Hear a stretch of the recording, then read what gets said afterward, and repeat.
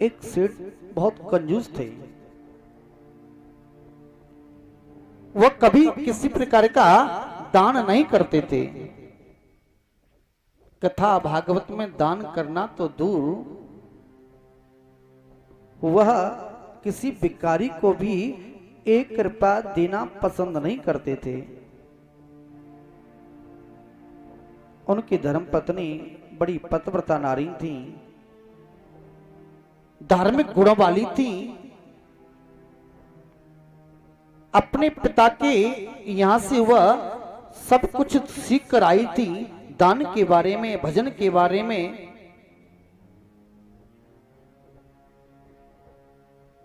प्रिय सज्जनों, वह आज दान करना भी चाहती तो सेठ रोक देते थे, भजन करना चाहती थी तो सेठ रोक देते थे।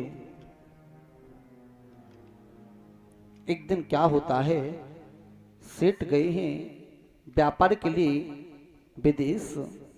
तभी सेठ की पत्नी ने सोचा कि सेठ जी मुझे कुछ धर्म कार्य नहीं करने देते हैं, अब अच्छा समय है, मैं अपने परलोक को सुधारने के लिए कुछ धर्म कार्य कर लेती हूं।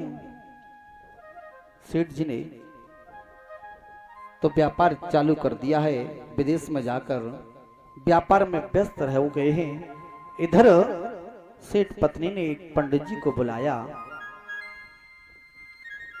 और पंडित जी को बुलाकर कथा श्रवण की है, हवन कराया है और उन्हें दान में सोने की गाय दान दे दी है।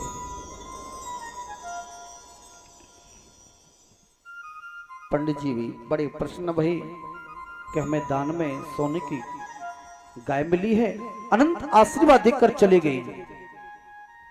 सेठ जी पधारे हैं। कुछ दिनों के बाद में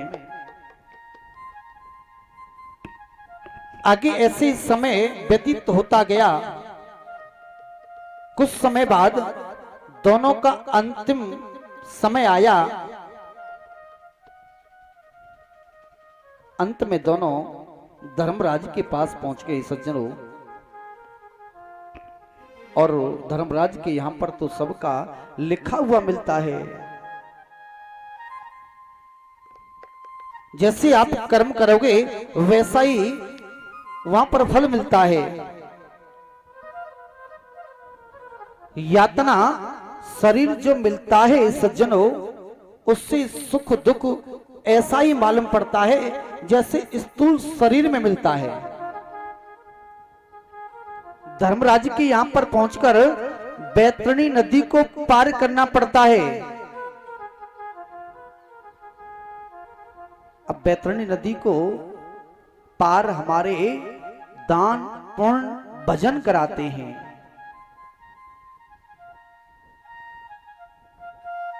अब सेठ और सेठानी बैतरणी नदी के किनारे पर आ जाते हैं, पार करने को तैयार हो रहे हैं।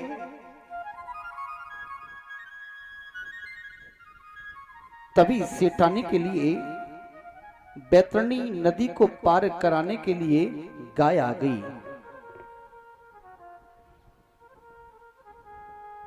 अब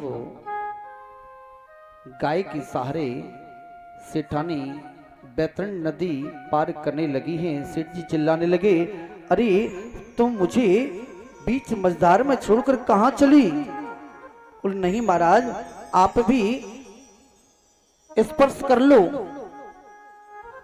सेठ जी भी गाय का स्पर्श करके बैतरणी नदी को पार कर रहे हैं। तभी सेठ जी ने पूछा,